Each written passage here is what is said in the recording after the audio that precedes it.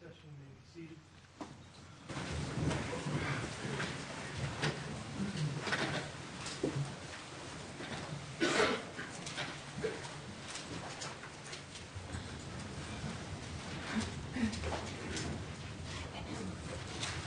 May, Your Honor. Thank you. Now, ma'am, I think when we broke off, I had asked you about the hair from the white towel. Did you attempt DNA testing on that? Yes, DNA And testing. And what happened when you attempted to do that? With the hair, I made it through the first two steps. So I did the extraction step and then the quantitation step. And then I was able to determine that no human DNA was detected on that item. So testing was halted at that point. Okay. And with regard to, I think, the fourth item that, in that first batch that you've been describing, was that a cigarette butt? Yes. And can you just describe the item that was sent to you relating to the cigarette butt? Yes, the cigarette butt casing, it was actually the casing, it was more of a piece of paper, a rolled piece of paper, is what I actually received. Okay. And now, that's different than receiving a swab or a blood sample, is that right? Yes, that's correct. And is that unusual for an item such as a cigarette or a rolling paper? Nope, that's common. If there's no work that needs to be performed on the item in the criminalistics unit before us, then they'll just send us the item. Okay. And when you received that item, was there anything contained inside this paper, this rolled paper? Nope, it was just paper. Okay.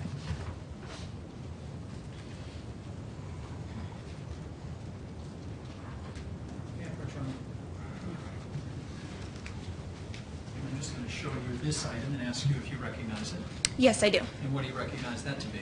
This is the paper casing. Okay. And how do you recognize this item? I actually took this photo. And is this essentially is the item in the same condition as when you first, or when you took the photograph? The photograph was taken after I sampled it, so a cutting is removed from it, but it's in the same general shape. Okay, Your Honor, I'd offer this as the next exhibit. Object. You mark this next exhibit.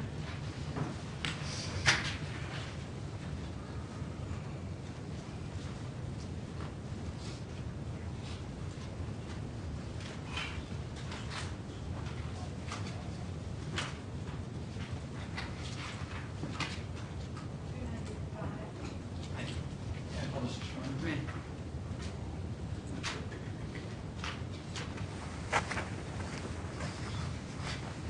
And I'm placing what's now marked 295 on the overhead. Your screen is out. Thank you. Thank you. Okay, can you see that all right now? Yes. And you recognize that item as the item that was submitted on lab number 13-11925? Yes. There's handwriting underneath the ruler here, is that right? Yes. Whose handwriting is that? That's mine. Now, this item, first of all, approximately how long is this item? Approximately 5 centimeters. Okay, and how does 5 centimeters convert to inches? It looks like approximately 2 inches. Okay. Now, you indicated when this item came in, its original condition was what? This condition that you're seeing now is after I took a sample of it. Okay. So the original condition, it was intact. Okay, and so when you say it's intact, how is it different from when you first saw it to what's reflected here in this photograph? So what I did when I took my sample off of this item for DNA testing is I went from the narrow end, is assumed to be the mouth end of this item. I went up approximately,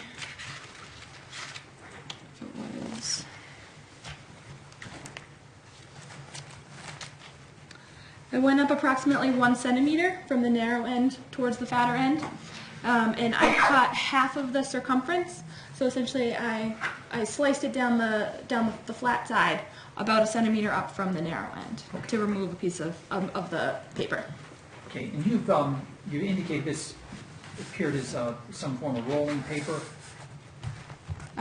Yes, that's fair to say. Okay, and how was it, just if you describe it, how did it appear to have been rolled?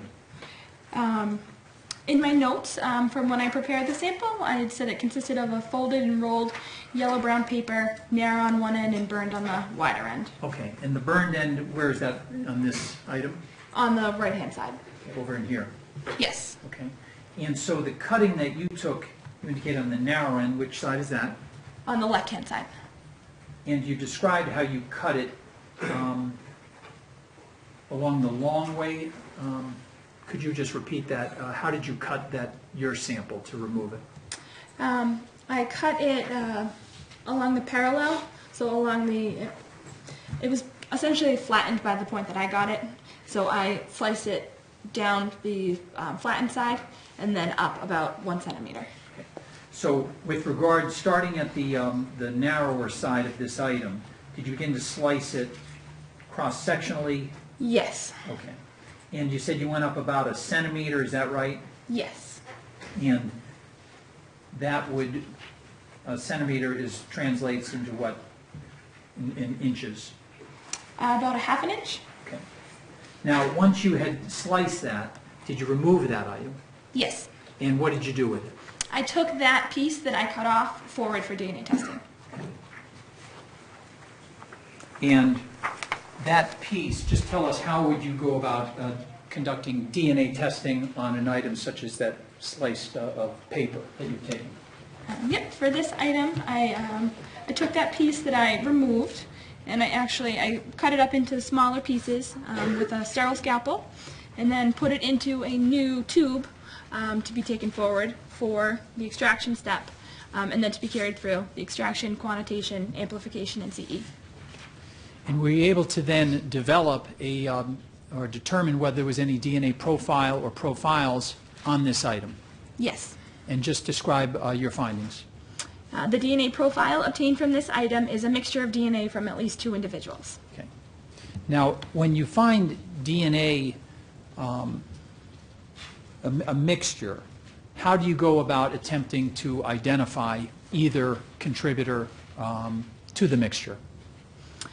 When we see that we have a mixture, we assess it for overall quality, and then we go ahead and do our comparisons, which would be whatever standards that we have, whatever known profiles we have, we compare to the question profiles to see if that known profile could be included in the mixture. Okay. Did you have any known profiles when you had determined there was a mixture of DNA on this item, the paper? Yes, when this item was processed, I had 1 known standard. Okay, and whose known standard was that? That was Odin Lloyd. Now, did you make a comparison of that known standard to the item? Yes, I did.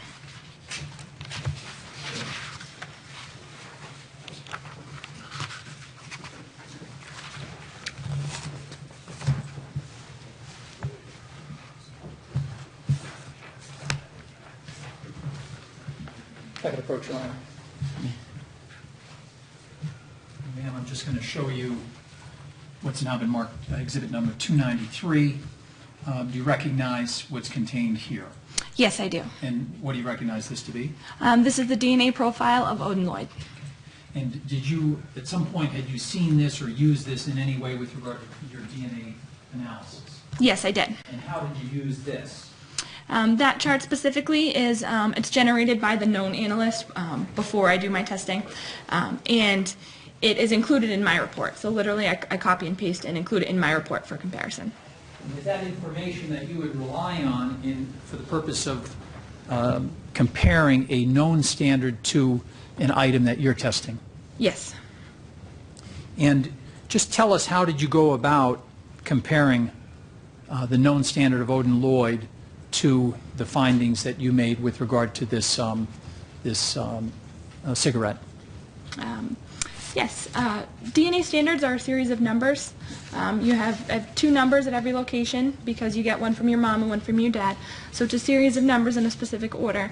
So when it comes to comparisons for mixtures, I'll compare and see if the numbers from the known standard are included as numbers in the mixture. Okay. And did you do that with regard to the standard from Odin Lloyd? Yes. And what did you find? Yep, that the DNA profile from Odin Lloyd is included as a potential contributor to the mixture. Okay. When you say is included as a potential contributor, do you then do some statistical analysis to determine the frequency of that DNA profile in a random population? Yes. And what did you find? Yes. Odin Lloyd could have been a contributor to the DNA mixture on this item. The expected frequency of occurrence of the DNA profile is approximately 1 in 1.112 million of the African American population, 1 in 1.243 million of the Asian population, 1 in 1.611 million of the Caucasian population, and 1 in 1.439 million of the Hispanic population. Okay. And those numbers apply to the probability of that DNA profile being in the population. Is that right for those specific groups? Yeah, it's the expected frequency of occurrence of this profile. Okay. Now, at some point, did you indicate earlier that this was you had determined this to be a mixture of DNA? Yes. And a mixture meaning more than one contributor? Yes. Were you able to then compare and determine whether there was at least one other person in the mixture? Yes. And did you use a known standard to compare against that? I did. And whose known standard did you use? Odin Lloyd. I'm sorry? Odin Lloyd. Okay, that was the first one. Yes. Okay, and then later, did you get a known standard that you also used to compare to the mixture? Yes, I did. And what known standard was that? That was the standard of Hernandez. And when you said the known standard, had that also been reduced to the form of a DNA profile chart? Yes. And did you rely on that information in making your analysis? Yes.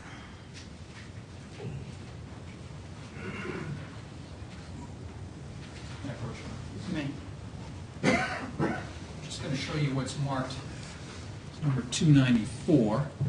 Yes. And do you recognize this item? Yes, I do. This is the known profile of Aaron J. Hernandez. And what did you do with this item, with the information contained in this item? This item was also compared to the profile from the cigarette butt casing. And just describe, if you would, what you found when you compared the known profile of Aaron Hernandez to the other part of that mixture of the cigarette. Yes. So the DNA profile obtained from this item is a mixture of at least 2 individuals. Assuming, 1, there's 2 contributors, and 2, Odin Lloyd is one of the contributors. The DNA profile from Aaron J. Hernandez matched the deduced DNA profile from this item. Okay. Please.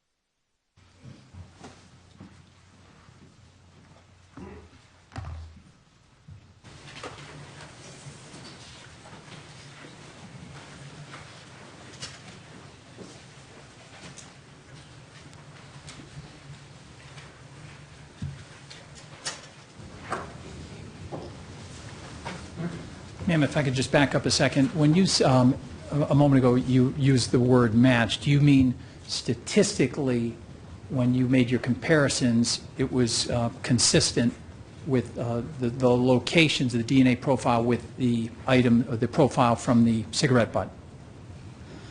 I'm sorry, can you Sure. restate that? Okay. When you said, when you're using the word match, you're actually reflecting that statistical probability. Is that true? Yeah, match is a term that we use when doing our comparisons. Okay, but, Strike that term, and the witness may testify in terms of statistical probability. thank you, Your Honor.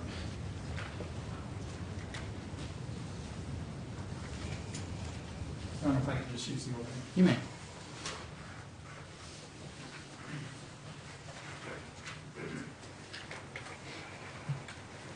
Ma'am, I'm just going to, I beg your pardon. Can I approach, Your Honor? Yeah.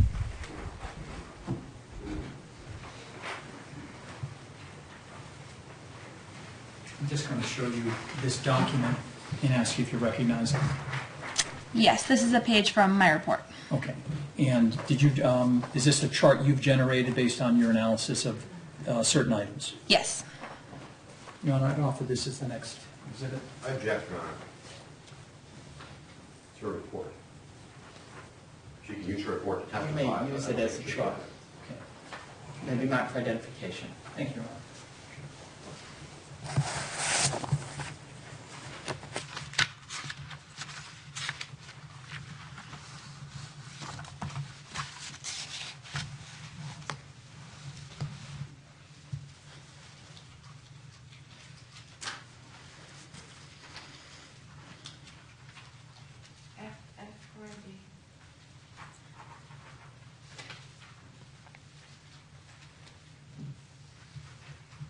And if I could just put your name just going over here, I'm just going to show you, it's been marked 159A and 159B. I should take a look at these items. Yes. Do you recognize what's depicted in those two? Yes, I do. And what do you recognize those to be? This is the packaging. It's an exterior view of the cigarette butt casing. Okay. Is this how you received it prior to you doing your DNA work? This is how, yes, that was prior to my work. And was it in some sort of sealed container? Yes. And did you initial that? Yes.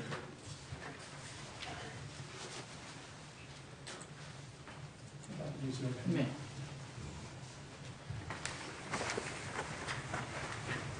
So, ma'am, I'm just going to put up on what I just showed you, 159A.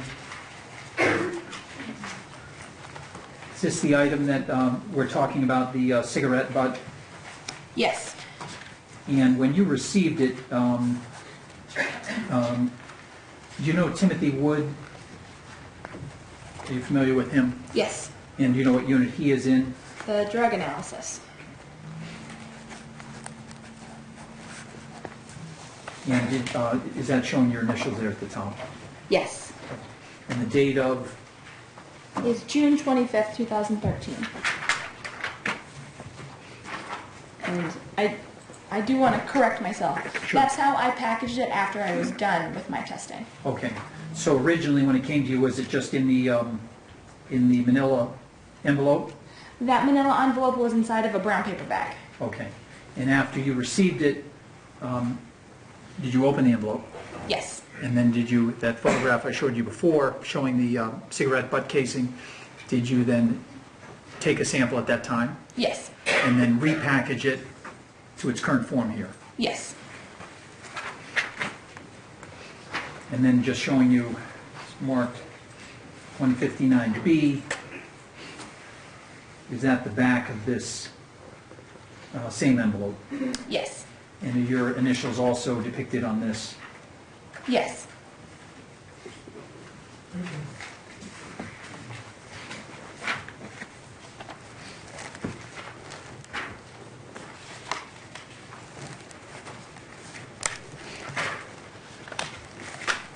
Ma'am, earlier I had shown you a DNA profile of Odin Lloyd, marked as 293.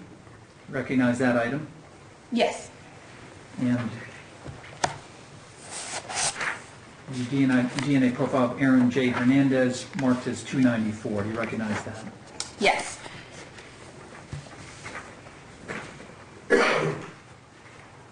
Now I'm showing you this item now marked FF as a chalk, or FF for identification. You recognize it? Yes. Okay, just explain what is this? So this is page 5 out of my report, and this is the table that I create when I'm done with my data analysis. I mentioned that the DNA profiles are a series of numbers, so we put these numbers into charts like this for ease of viewing. Okay. And did you chart 3 of the items that you've described? Let me just back up. I think you indicated in June of 2013 there were 4 items sent to you. Is that right? Yes. And the hair, you indicated no detectable DNA. Correct. So that's not contained in this chart? Yes. Okay, the remaining 3 items, are they on here? Yes. Okay. So beginning with your testing on the swab from the discharged cartridge casings, did you then list your findings as to each location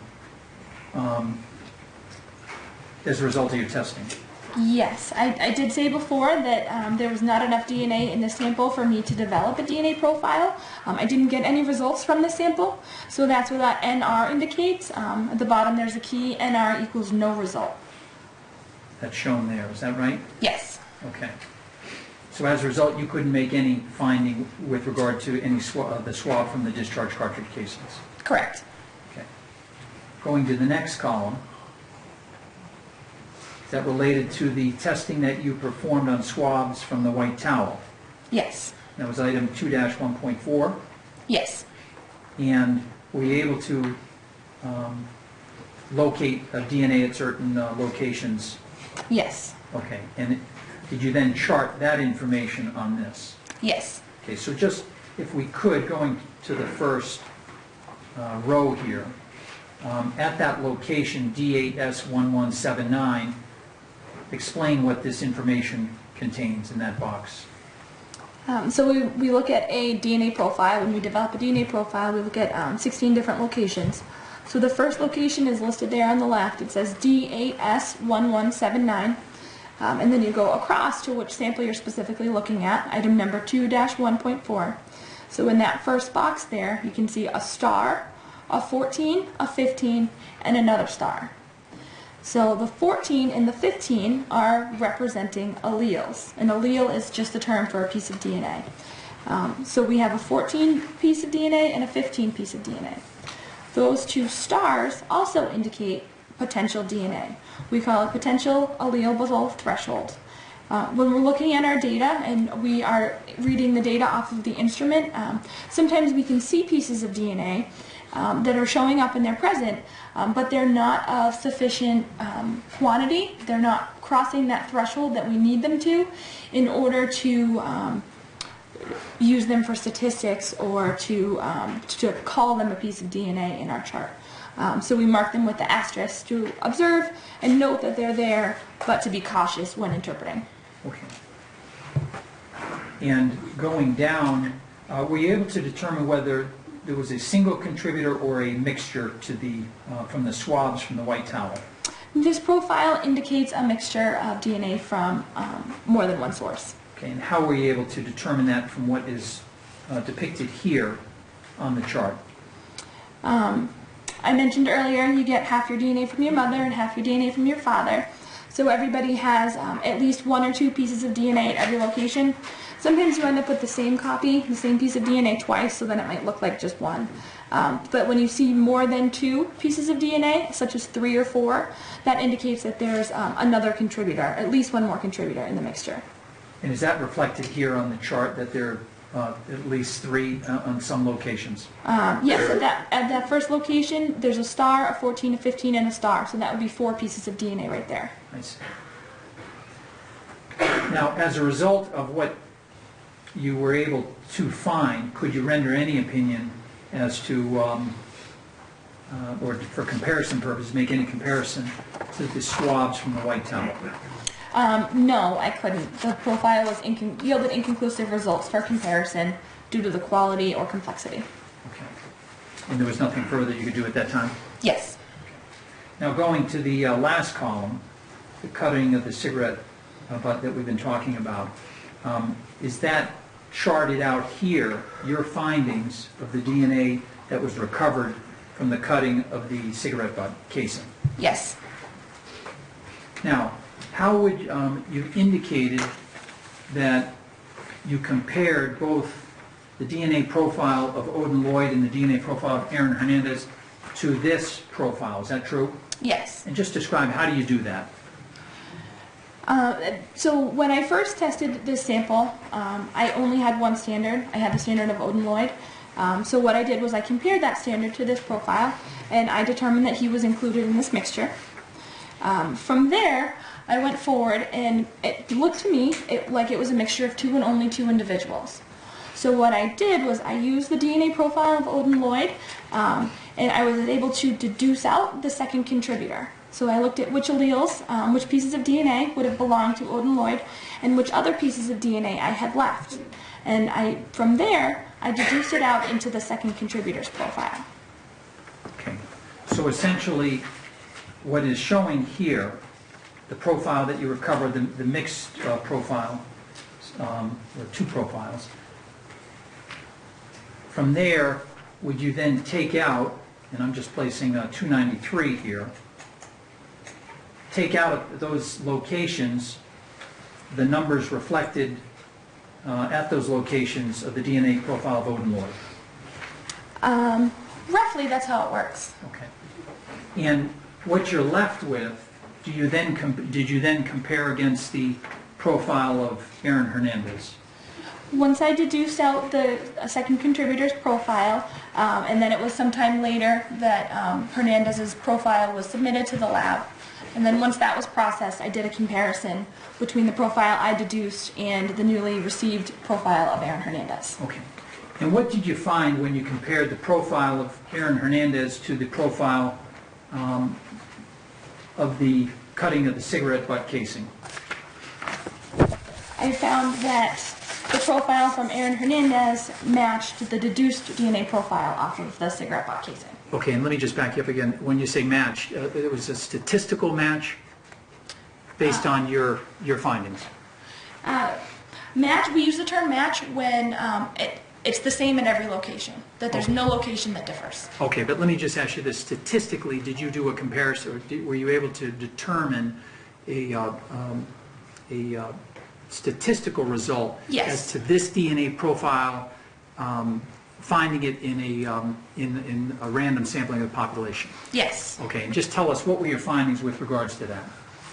The expected frequency of occurrence of this deduced DNA profile is approximately 1 in 425.2 quadrillion of the African American population, 1 in 9.560 quadrillion of the Asian population, 1 in 5.797 quadrillion of the Caucasian population, and 1 in 36.94 quadrillion of the Hispanic population.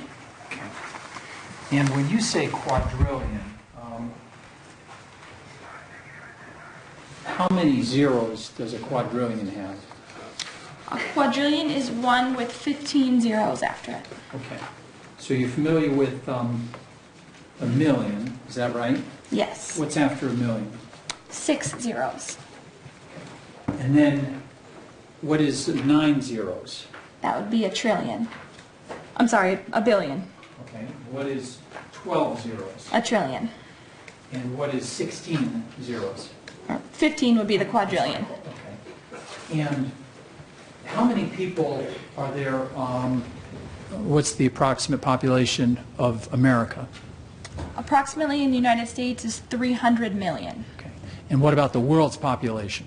Approximately 7 billion. So how many more is a quadrillion than a billion? So 7 billion to get to a quadrillion, how many additional zeros do you need? That would be 6. I believe, yeah, 6 more zeros. 6 more zeros. So that would be a million times a billion would get you to a quadrillion.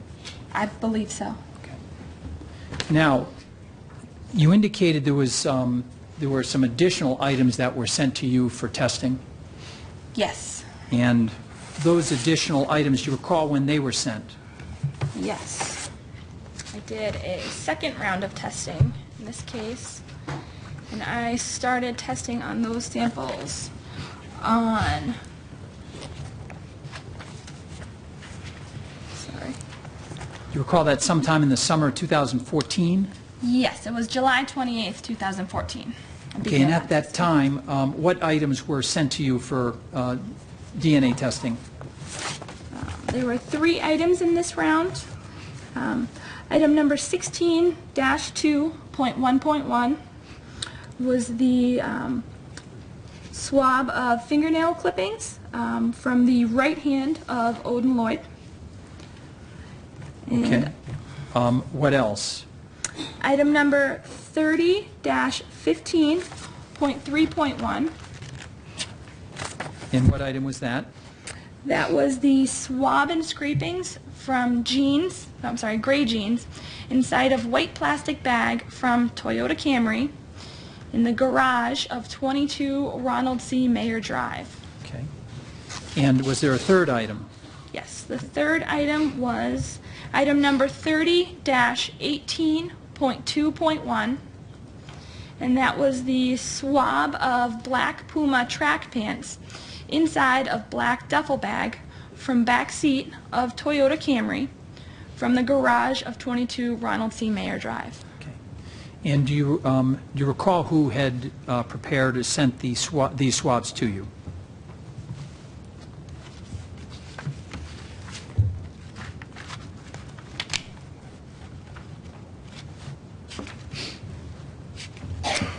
These samples were prepared by the criminalist Sherry Hernandez.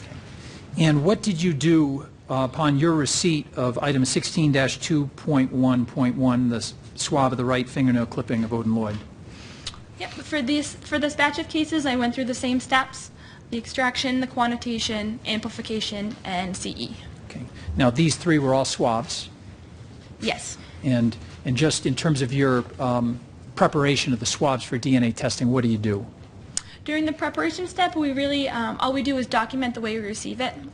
They're already in tubes and ready to go, so we just mark the labels on the tubes. Okay. And were you able to develop DNA from any of, starting first with the right fingernail clippings? Yes. Okay, and just tell us about what you found. Yes. For the swab of the right fingernail clippings, a male DNA profile was obtained from this item. The DNA profile from Odin Lloyd matched this DNA profile. And the DNA profiles from Carlos Ortiz and Aaron Hernandez did not match this DNA profile. Okay. And let me just ask you, at some point, did you also have an occasion to receive and review information related to an individual by the name of Carlos Ortiz? Yes, his standard was also submitted to the lab. Okay. If I may, Your Honor. I'm just going to show you this document, ask you if you recognize it. Yes, this is the profile from Carlos Ortiz. And did you use this in connection with the DNA testing in terms of making certain comparisons against the DNA profile of Carlos Ortiz? Yes. One right off of this is the next exhibit. No objection. You mark this next exhibit.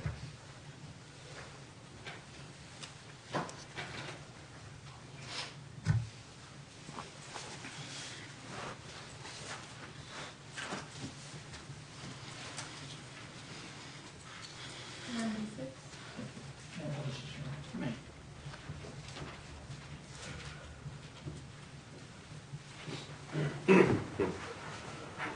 Ma'am, I'm just placing what's now marked 296, the document I just showed you. To recognize this as Carlos Ortiz DNA profile. Yes. And again, it would be no different in terms of the format of the chart as we've seen with Odin Lloyd and Aaron Hernandez. Is that right? Correct.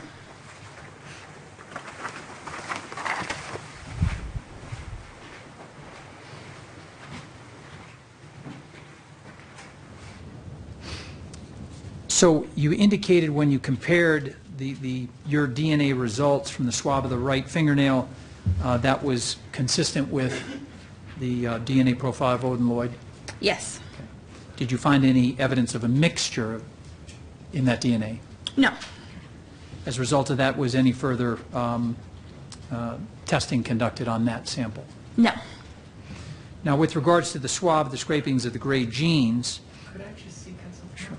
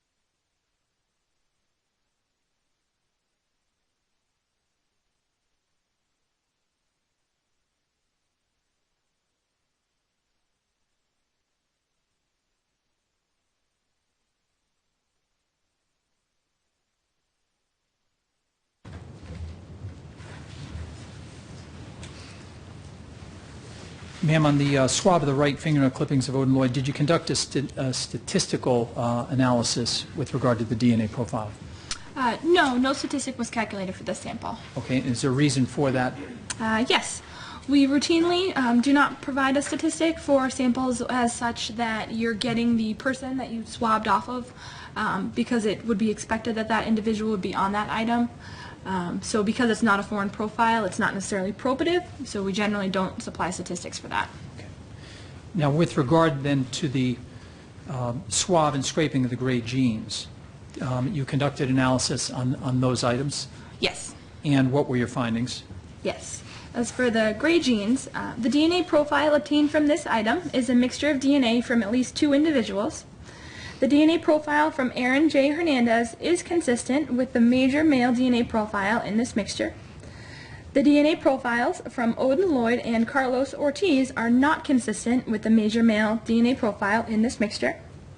The minor DNA profile obtained from this item yielded inconclusive results for comparison due to the quality and/or complexity of the profile. Okay. So that second part of the mixture, did you attempt to develop a profile? It's part of the mixture. We'll have the major profile, and then sometimes there's a minor profile.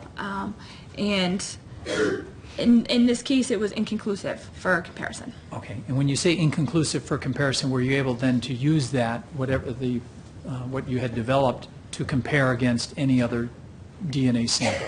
The major profile was compared. Right. But what about the minor?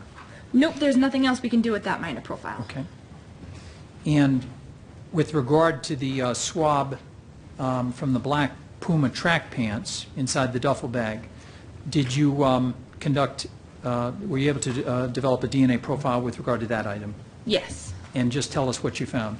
Yes, for the black Puma track pants, the DNA profile obtained from this item is a mixture of DNA from at least 2 individuals. The DNA profile from Aaron Hernandez is consistent with the major male DNA profile in this mixture.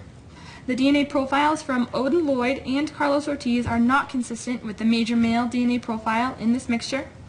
The minor DNA profile obtained from this item yielded inconclusive results for comparison due to the quality and/or complexity of the profile.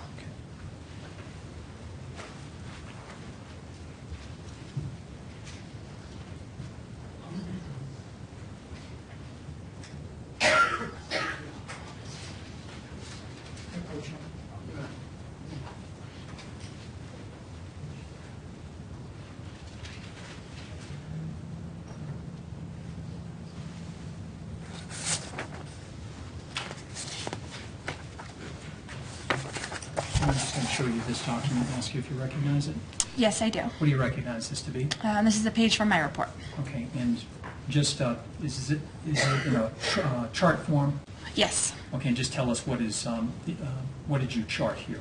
The chart here is for the DNA profiles from the right fingernail clippings, from the gray jeans, and from the black Puma track pants. Okay, and was there an item number associated with these? Yes, for the fingernail clippings is item 16-2.1.1. For the gray jeans, it's item 30-15.3.1. And for the Puma track pants, it is 30-18.2.1. Thank you. Your Honor, if I could have this one for identification. And count for identification.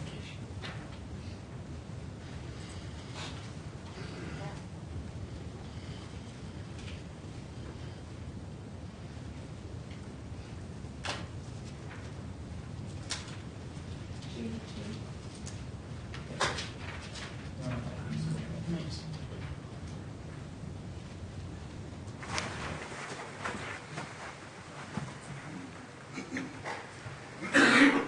And I'm placing on the overhead GG for identification. You recognize that as your chart. Yes. And does that accurately reflect the locations of DNA on these items? Yes. Now, I had asked you before about statistical analysis. At some point, you indicated with regard to the swab and scrapings of the gray jeans that one of the profiles was consistent with the DNA profile of Aaron Hernandez? Yes. Okay. And did you, were you able to generate statistical analysis based on the consistency of that profile? Yes. And can you just tell us what your findings were? Aaron J. Hernandez could have been the source of the major DNA identified on this item. The expected frequency of occurrence of the major DNA profile is approximately 1 in 101.5 billion of the African American population, 1 in 5.609 billion of the Asian population, 1 in 8.230 billion of the Caucasian population, and 1 in 16.23 billion of the Hispanic population. And with regard to the swab from the black Puma track pants, did you also do a similar comparison to the DNA profile of Aaron Hernandez? Yes. And what did you find? Aaron J. Hernandez could have been the source of the major DNA identified on this item. The expected frequency of occurrence of the major DNA profile is approximately 1 in 7.097 quadrillion of the African American population, 1 in 163.5 trillion of the Asian population, 1 in 184.7 trillion of the Caucasian population, and 1 in 531.9 trillion of the Hispanic population.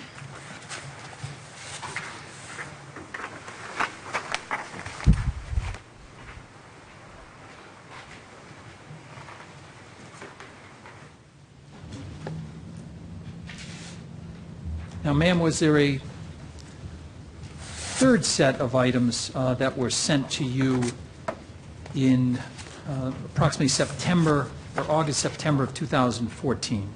Yes. And is it fair to say those items included items 14-1.1, a .22 caliber Hernandez, swabs from a .22 caliber Hernandez? Yes. Yes.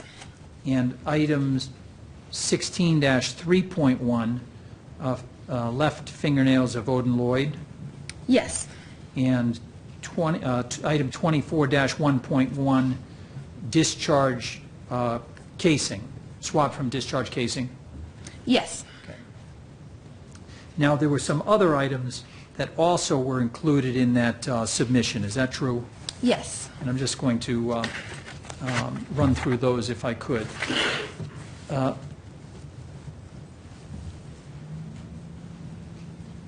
A magazine and 2 rounds, which was item number 14-1.3. Yes. A box of 28 rounds, item number 31-3.2, Yes. and swab of 28 live rounds, item 31-3.1. Yes. Now, with regard to those last three that I read to you, the magazine and the box of rounds and then the individual rounds, did you conduct DNA testing on those items? Yes. And as you've described before about the steps that you take, did you get beyond the second stage of your testing? No, for these 3 items, they were all halted at the quant step. Okay, and what was the reason for that? For the magazine and 2 rounds, item 14-1.3, this item contained an insufficient quantity of human DNA. Okay, what about for the box of 28, box containing 28 rounds, item 31-3.2? This item contained no detectable human DNA. Okay, and lastly, the swab of the 28 live rounds, item 31-3.1. What did you find? That item contained no detectable human DNA. Okay. So as a result of that submission, did you focus your attention on the other 3 items, the swab from the .22 caliber Hernandez, the fingernails left of Odin Lloyd, and the discharge cartridge casing? Yes. And so, taking those individually, did you conduct testing similar to what you've described throughout the course of your testimony here today? Yes. And with regard to the .22 caliber Hernandez, can you tell us what, if anything, you found? Yes. For the swab from firearm, item number 14-1.1, the DNA profile obtained from this item indicated the presence of a mixture of DNA from more than one source. The DNA profile obtained from this item yielded inconclusive results for comparison due to the quality and/or complexity of the profile. So at that point, was there anything else you could do with that item? No. What about with regard to the swab of the left fingernail clippings?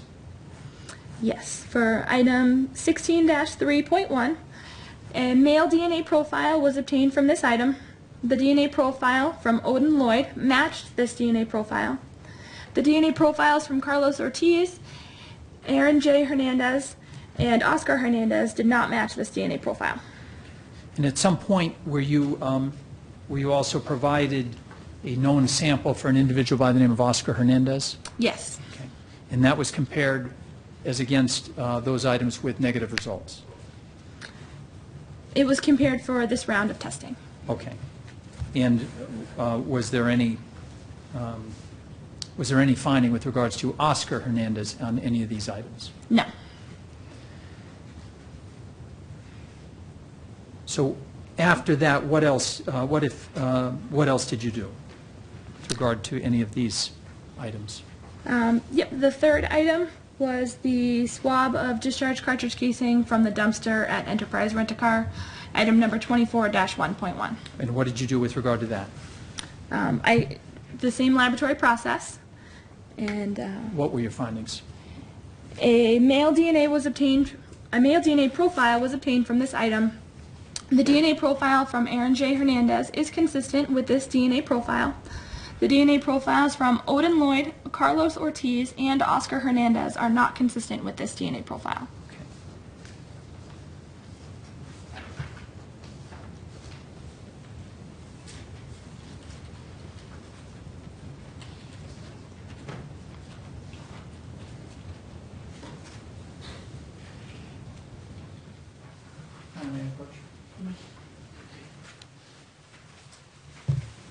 And I'm just going to show you this document and see if you recognize it. Yes, I do. That's a page from my report.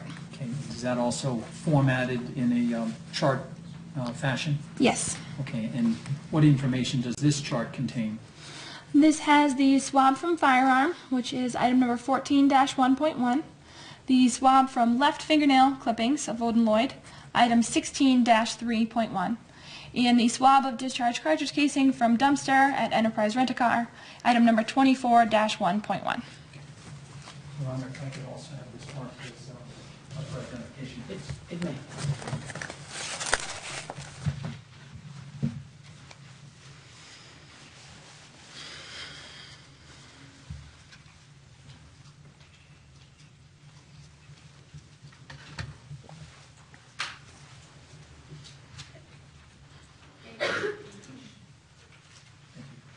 I promise this is- It may.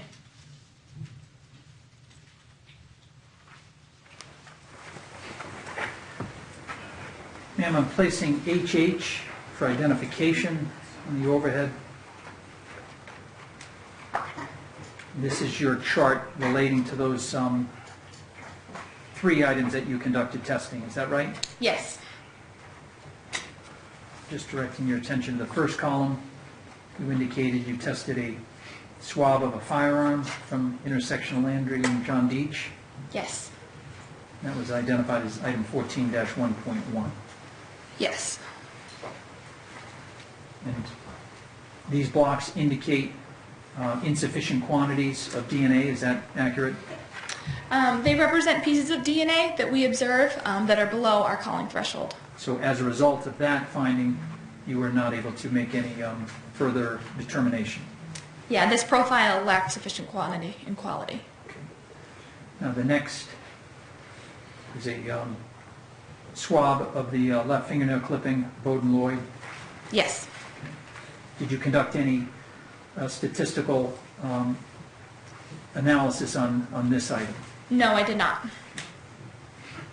And the this last column here, the swab of discharge casing from dumpster, that was identified as 24-1.1. Was there DNA that was found in this chart? Yes. On approximately how many locations is that located? At 8 locations, DNA was observed. As a result of only finding at 8 locations, well, let me ask you this. Are you familiar with the term a partial profile? Yes. What is a partial profile? A partial profile, this is a perfect example of a partial profile. It's when we do a normal testing, we get results at all 16 of the locations, but sometimes the DNA isn't quite of the quantity or quality that we need it to be. So we call it a partial profile when DNA is showing up at some locations, but not all of them. And when you get a partial profile, are you able to generate any statistical analysis of a particular item? Yes, with a partial profile, I am able to apply statistics to the places where I do have a good quantity of DNA. And did you do that in this case? Yes. And were you able to then determine or conclude, make a statistical finding? Yes. And just tell us what that was. Yes. Aaron J. Hernandez could have been the source of the DNA identified on this item. The expected frequency of occurrence of this DNA profile is approximately 1 in 413 of the African American population, 1 in 247 of the Asian population, 1 in 717 of the Caucasian population, and 1 in 681 of the Hispanic population. And did you also compare it against other known samples? Yes. And what were your findings? Yes. The DNA profiles from Odin Lloyd, Carlos Ortiz, and Oscar Hernandez are not consistent with this DNA profile.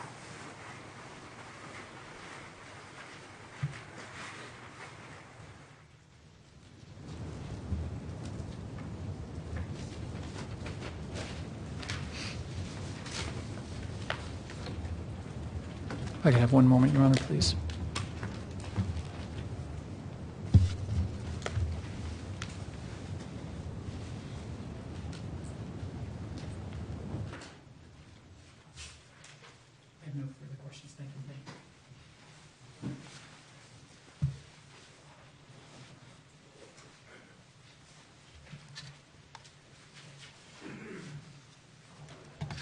We approach for just a second, Your Honor.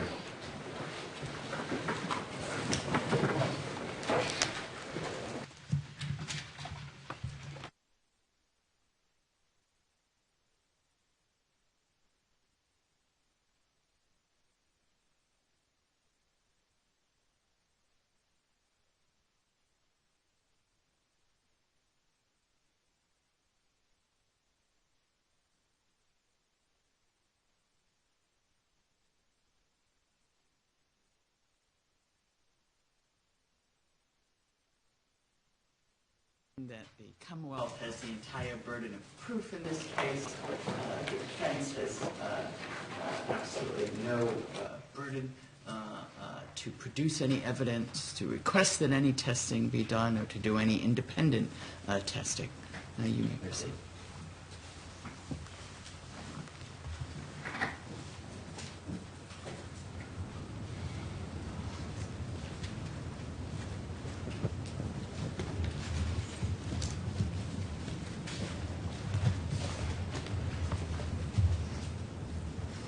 Good afternoon, Ms. Fife. Good afternoon. Or, I'm sorry, should I address you as Ms. Biagiotti? Please. Ms. Biagiotti, okay, I apologize. I noticed that during your direct examination, am I correct that you've been reading from something? Yes, my report. Okay. Is that what you have in front of you, your report? Yes. Do you have anything else up there other than your report? The DNA files. Okay, you have the whole file with you. Yes. But with respect to your testimony, when you've been reading, you've just been reading from your report. Is that correct? Yes. Okay. Now, you conducted several rounds of DNA testing, right? Yes. Okay. And am I correct that you tested the items that you were given to test? Yes. Okay. And who made those calls as to which items you were given to test? The decision is made before I'm assigned any samples. It's usually the criminalist is the person before me who analyzes the evidence, and they're the ones that decide what might be probative in the case. Well, in this case, who made the decision as to exactly what evidence you were going to test? To my knowledge, it was the criminalists in the case. Okay. And so you're saying that, was that Sherry Hernandez? Yes. Okay. So are you telling us that Sherry Hernandez decided on her own which items of evidence that had been collected in this case you were going to test?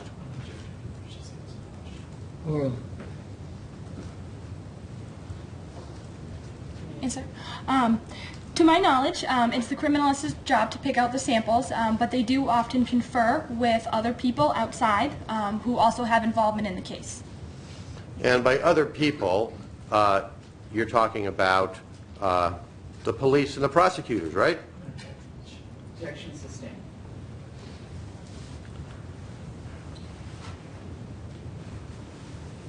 Well, in making your, you made some comparisons, right? Yes. Okay. And when you made your comparisons, you used the known DNA profiles of certain individuals, right? Yes. Okay. And you used, did you not, the known DNA profiles of the individuals, the specific individuals that you were directed to use, right? Yes, I did. Okay. Now, who made the calls as to whose DNA profiles you were going to be using when you did your comparisons? It depends on what's submitted to the lab. Well, in this case, Ms. Biagiotti, we're talking about this case, okay? The Commonwealth of Massachusetts versus Aaron Hernandez. Who made the calls as to whose DNA profiles you were going to use in making your comparisons in this case? That would be the people who submitted them to the lab, because once they're submitted to the lab, it's assumed that they need to be compared to. Okay. And the people who submitted the evidence to the lab, in this case, were law enforcement officers, right? Yes. Okay.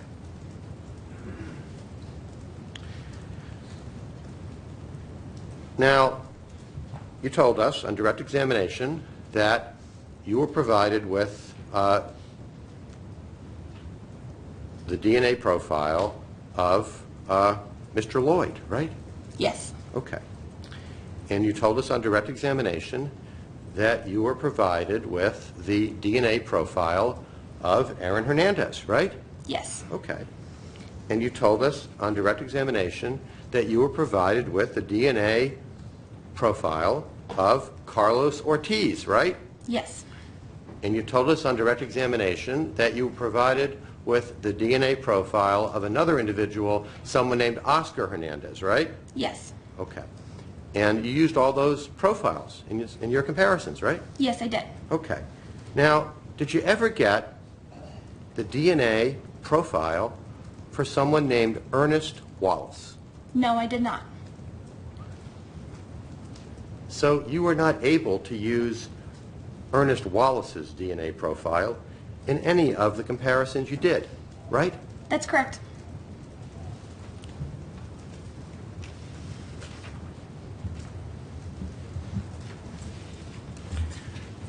Now, you've been a DNA analyst for, you said, about 6 years? Almost 7. Almost 7 years, okay. And am I correct that DNA is very sensitive stuff? Yes. Okay. And it can be easily transferred from one surface to another, right? That's possible, yes. And that's why in your laboratory you take lots of precautions to make sure that DNA from one item doesn't get somehow placed on a second item, right? Yes. Okay. And are you familiar with the term contamination as it applies in your field of DNA testing? Yes. Okay. And tell the members of the jury, please, what is meant by contamination as it applies in the area of forensic DNA testing. As a DNA aspect, it applies to extraneous DNA, DNA that wasn't present there before testing. It could be contamination of a sample, or it could be contamination of a negative. I'm sorry to hear the end of your what you said. It could be a There also could be contamination of negatives during our lab processes. Okay. So contamination, am I correct that, let's say you've got 2 items. You've got item 1 that you're going to, that's the evidence, okay? Item 1 is the evidence that you want to test. And item 2 has some DNA on it, okay? Okay. Okay. And you want to make sure that that DNA from item 2 doesn't somehow find its way onto item 1, right? Yes. Okay. Because if the DNA from item 2 somehow found its way onto item 1, then that could lead somebody analyzing item 1 to conclude incorrectly that that DNA had been on item 1, right? All I can do is process and develop the DNA profile as the item is received by us. Well, that's not exactly answering my question. I'm sorry, You've could done you a lot. rephrase? Okay, I will be happy to rephrase it. You've done quite a bit of training in this area, right? Yes. And you're aware of how serious the problem of contamination is in the field of forensic DNA testing, right? Yes. I mean, laboratories sometimes, and I'm not talking about your laboratory, laboratories get closed down when there's a contamination problem, right? That's possible. Yeah. So if I've got an item, item 1, that I want to know what's on item 1, okay?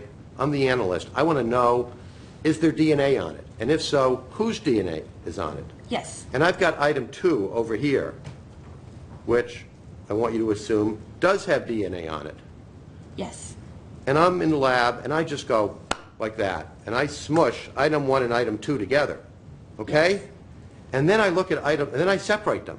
I pull them apart, and I look at item 1. And I find DNA in item 1. Yes. Under that scenario, wouldn't you agree with me that there is a very good chance that the DNA on item 1 came from item 2? Objection. Well, That's possible. Well, it's more than possible, isn't it?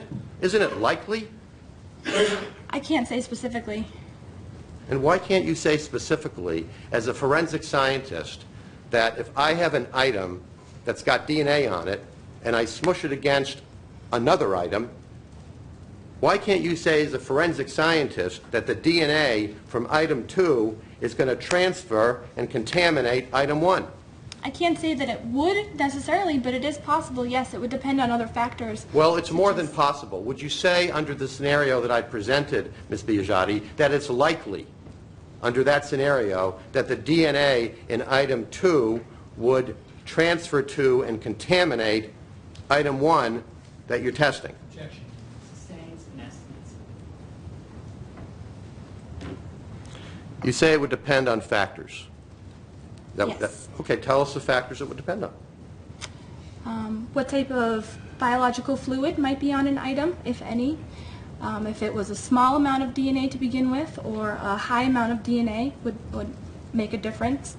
The substrate of the other item, of the potential contaminant, and a number of other different factors. Okay, so like a lot of other things, it depends on the specifics, right? Yes. Okay, so let's talk specifics.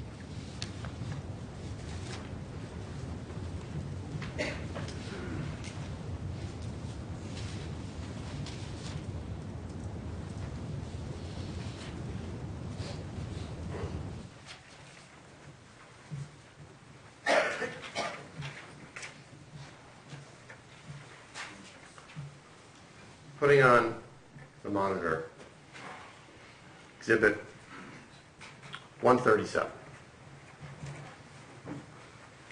Have you ever seen that photograph or one like it before? No, I don't believe so. Okay. Now,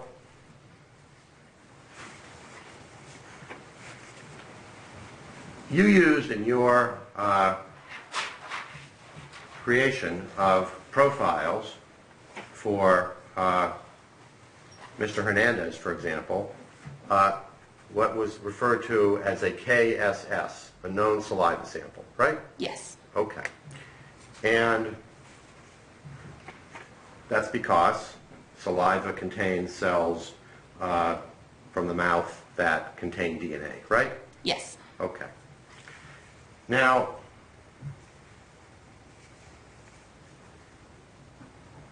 would you agree with me, Ms. Biagiotti, that when somebody chews a piece of gum, that would transfer their saliva from the inside of their mouth to the gum?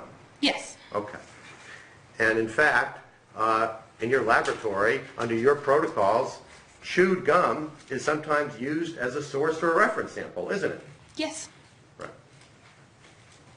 So I want you to assume that this blue substance that you say you've never seen before is chewing gum, okay? Okay. And I want you to assume that this gold item is a discharged shell casing. Yes. Okay.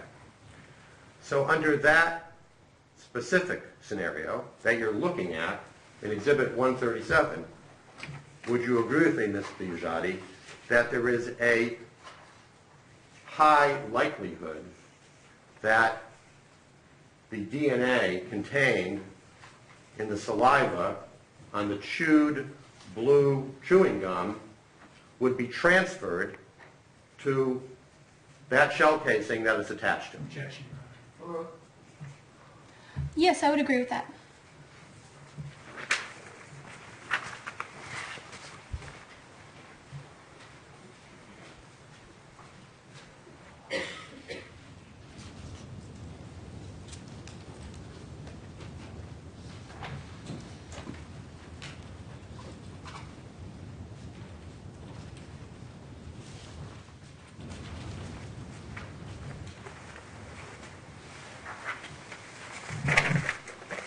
Now, this is Exhibit 122H.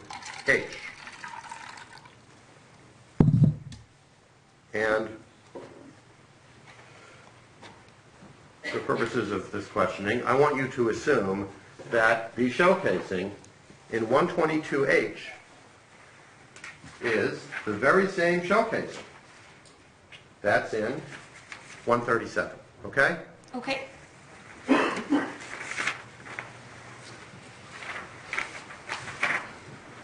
Now,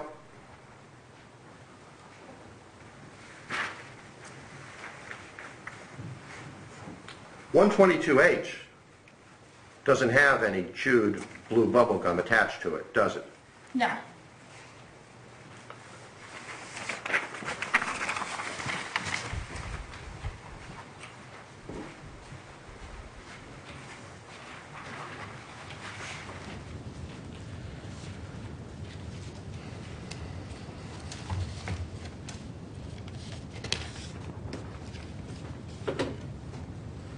Now, you say you've never seen that picture or one like it before. Yes.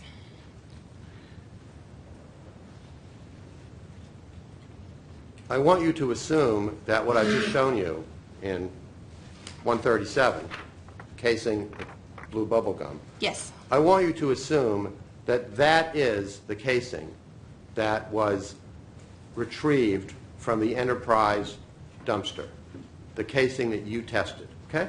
Okay. Okay. Were you ever told when you conducted this testing that the casing had been attached to a piece of chewed blue bubble gum? Not at the time I did my testing.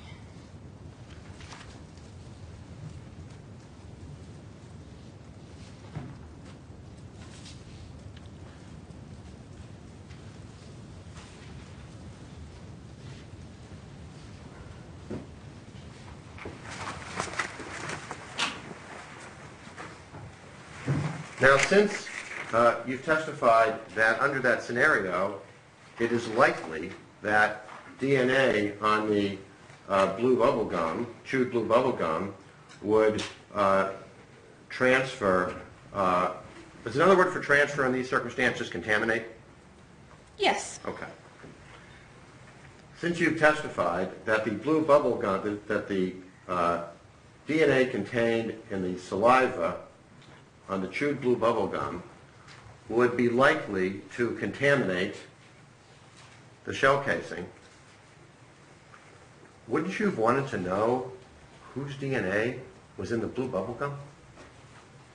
Yes.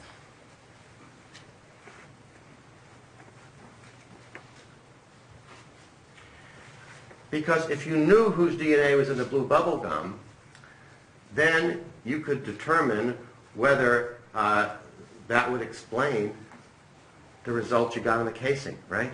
Yes.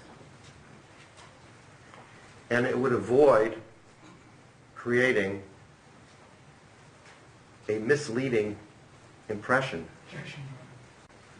that, well, it would avoid creating the impression that the results on the casing originated with the casing, right? Yes. When it comes to DNA testing, I can't tell when, where, or how the DNA was deposited on the item. All I can tell you is what we receive, what we get for results from the item. That's right. All you can report is what you test, right? Yes. And if all you're given is that casing without the blue bubble gum, all you can do is report what's on the casing. Yes. And that's exactly what you did, right? Yes.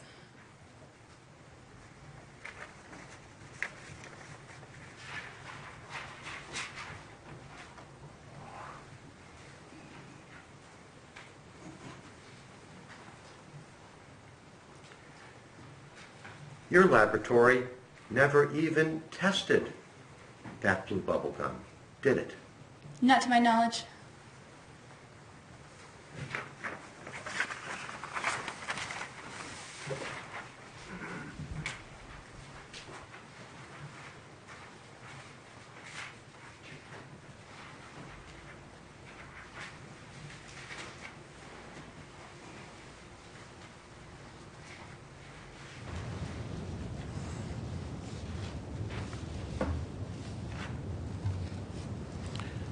Can you tell us why your laboratory didn't bother to conduct DNA testing on that chewed bubble gum that was attached to that shell casing? During my testing, I really didn't know anything about this item. When we are doing DNA testing, the requests come from the exterior agencies, which would be the police department or the district attorney's office is where we get testing requests from. So, in this case, if the police or the prosecutors had asked you to test the chewed blue bubble gum, you would have tested the chewed blue bubble gum, right? Yes. But since they never asked you to do it, you didn't do it, right? Yes.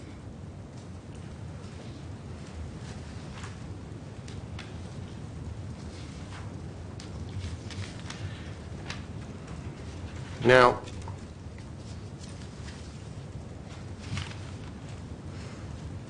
you tested, in the first round of testing, you told us that you tested 5 swabbings that were made, or a swabbing that was made from 5 shell casings Yes.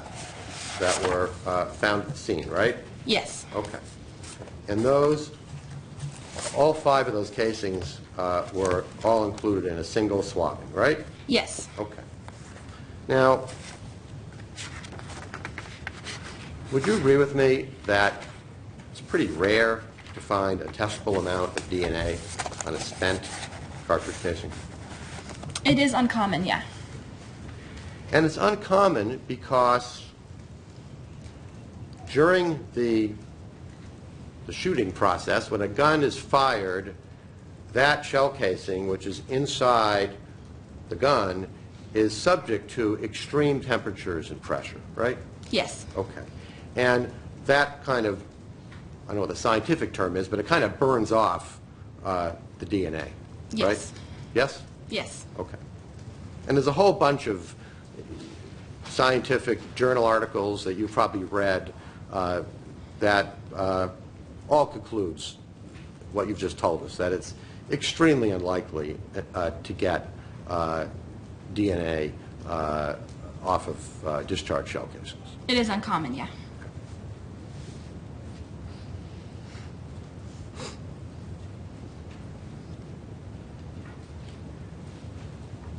So in this case, you tested a total of 6 shell casings, right? Yes. Okay. And on the first 5, the ones that were found at the scene, basically there was not a detectable enough amount of DNA to do anything, right? Yes. No results were obtained. Okay. No, meaning no DNA, right? No DNA profile, yes. Well, there wasn't enough DNA on the casings to continue with the testing, right? For this sample, it did go through all Oh, 4 that's right. steps. You went through it all, but then on your little chart it says NR next to every single spot, right? She didn't want to finish it, cut her off, and she was... I'm sorry, ma'am. I did not mean to cut you off. Please explain what you meant. I'm sorry. Yes. For the first sample, which was item 1-1.1, the 5 casings, this one, insufficient DNA was extracted from this item. We did see human DNA at the quantitation step, and it was enough DNA for me to carry the sample forward in an attempt to get a profile, but no results were obtained, so there was no profile obtained. Okay. When you say insufficient, does that mean not enough? Yes. Okay. So there was not enough to match it up with anything, right? Yes. Is that correct? Yes.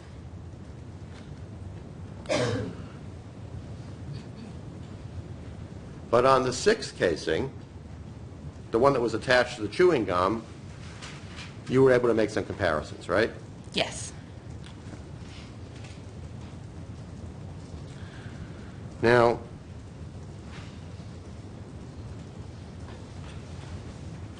let's turn to the white towel. Remember your testimony about the white towel? Yes. Okay.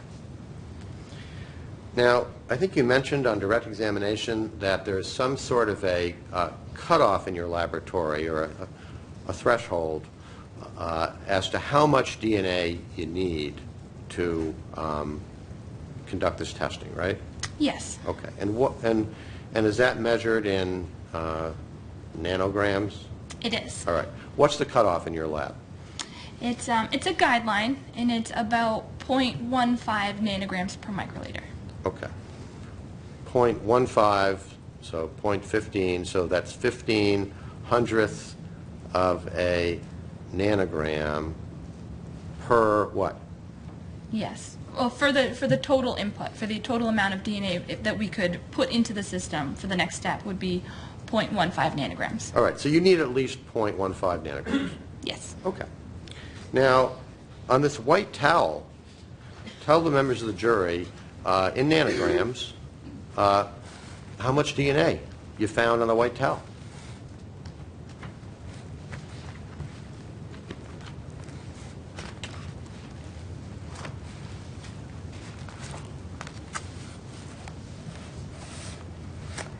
The total amount of DNA Yeah. that we used for the amplification, Yeah. which was all of it, was 0.6 nanograms. Okay. And in fact, there was actually, wasn't there 0.78 nanograms found?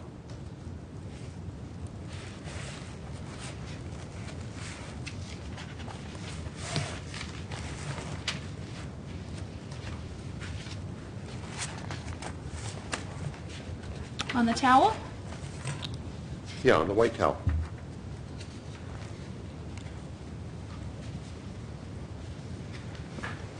No, it was 0.6. Okay, I'm sorry. Your field. All right. Okay.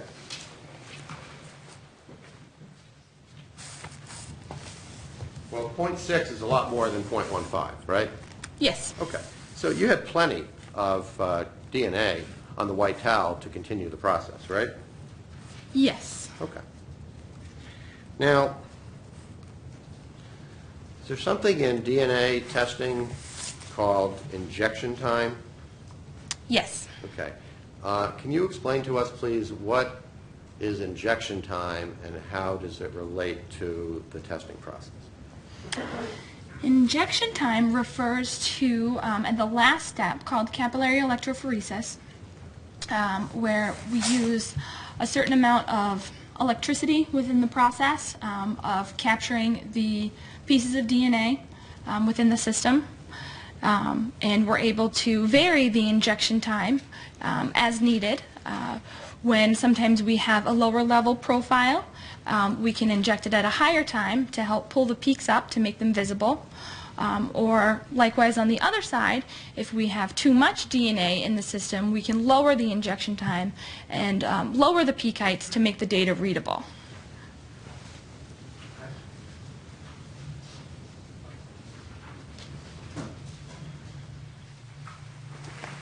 So the injection time comes kind of toward the end of the process, after you've already extracted it, DNA, quantitated the DNA, and amplified the DNA. Yes. And now you're ready to put it into the machine that's going to basically read it. Yes. Okay. And when you have kind of an incomplete, or to use a non-scientific term, a lousy profile, you may decide to increase the injection time because that may give you better results. Sometimes, yes. Okay. And so, for example, you can use for most evidence, does your lab use a 10-second injection time? Yes, that's standard. Okay. But sometimes, again, if you got kind of an incomplete or a lousy profile, you can decide to up it to 20 seconds, right? Yes. Okay. And that's your call as the analyst. Yes, that we deem it necessary. Okay. So on this white towel, and by the way, you do that sometimes, right? Yes. And in fact, you did that in this case. Yes. That is, increased the injection time from 10 seconds to 20 seconds to try to get better results, right? Yes. Okay. Can I see, Counsel? Yes, sure.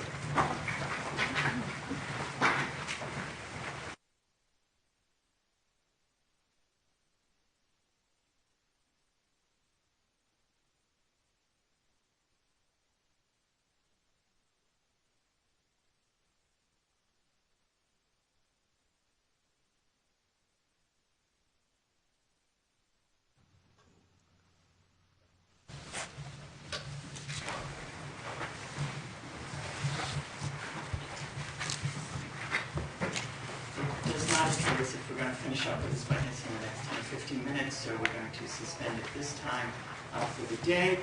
We'll start again on Monday morning. Just in terms of next week's schedule, Wednesday, back to it'll be a normal week. We will have half days on Wednesday and Friday. Please keep your mind suspended. Don't discuss the case among yourselves or with anyone else in any fashion, communicating by email, texting, speaking, or in any other way. If anyone attempts to talk to you about your jury service or about this case, please end any kind of communication immediately. Please continue to avoid anything that there could be about this case in any media, newspapers, radio, television, magazines, any social media, Facebook, Twitter, or anywhere else. And please continue not to do any research about this case or anything you think could in any way be relevant to the case or Mr. Hernandez. Have a good weekend. It looks like we're going to have a weekend without snow. So we'll see you Monday. Thank you. For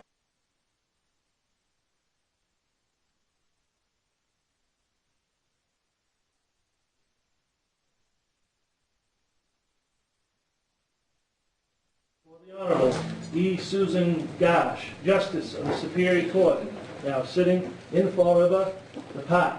The sitting of this court is now adjourned. God save the Commonwealth of Massachusetts.